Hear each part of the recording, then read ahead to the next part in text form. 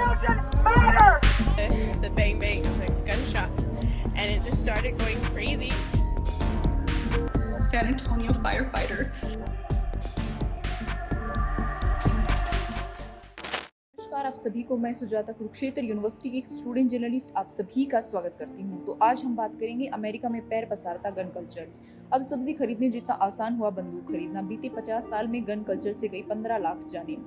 America में जहां सामूहिक गोलीकांड की घटनाएं बढ़ती जा रही है, वहीं 5 साल पहले ऐसी 558 घटनाएं हुई थी जिन्हें केवल शूटिंग श्रेणी में रखा गया था।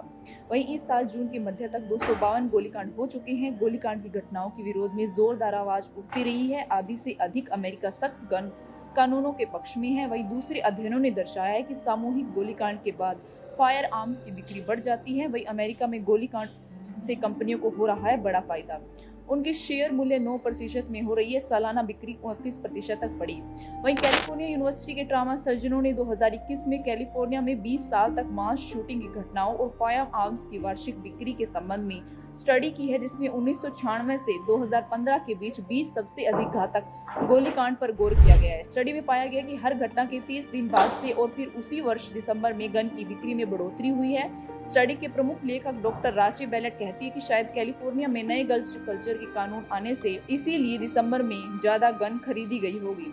कैलिफोर्निया अमेरिका का अकेला राज्य है जो बंदूकों की बिक्री के डाटा सार्वजनिक रूप से पेश करता है। वहीं अब राज्य की तत्कालीन अटॉर्नी जनरल और उपराष्ट्रपति कमला हैरिस ने इस नीति को मंजूर किया।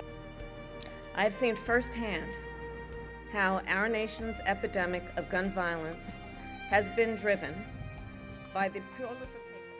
ताकि अध्ययनों से पता लगा है कि 2012 तक हर मास शूटिंग के बाद हथियारों की बिक्री नहीं बढ़ी है।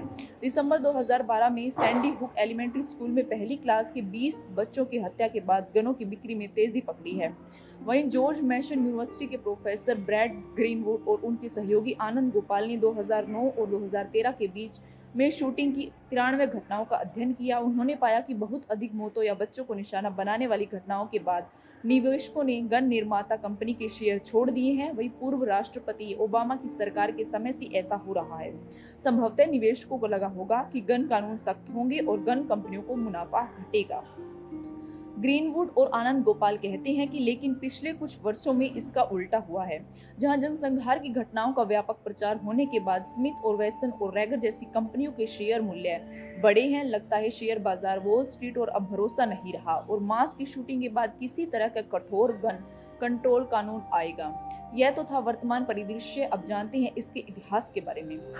अमेरिका में गन कल्चर का इतिहास 230 साल पुराना है। 1791 में संविधान के दूसरे संशोधन के तहत अमेरिकी नागरिकों को हथियार रखने और खरीदने का अधिकार दिया गया था।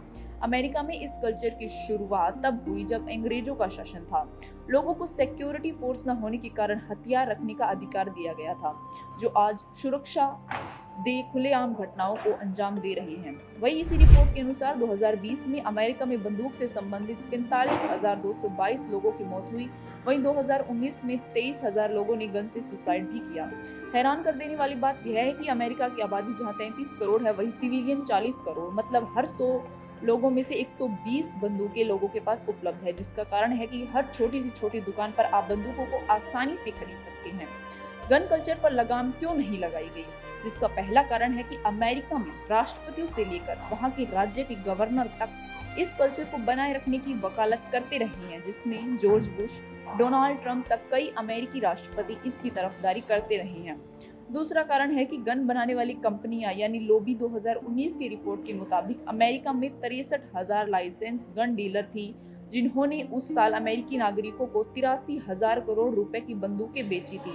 वहीं अमेरिका में सिर्फ 48% लोग ही मानते हैं कि गन वायलेंस एक बड़ी समस्या है। आज के लिए इतना ही। जुड़े रहिए हमारे साथ। धन्यवाद। All children matter! The bang bangs, the gunshots, and it just started going crazy. San Antonio firefighter.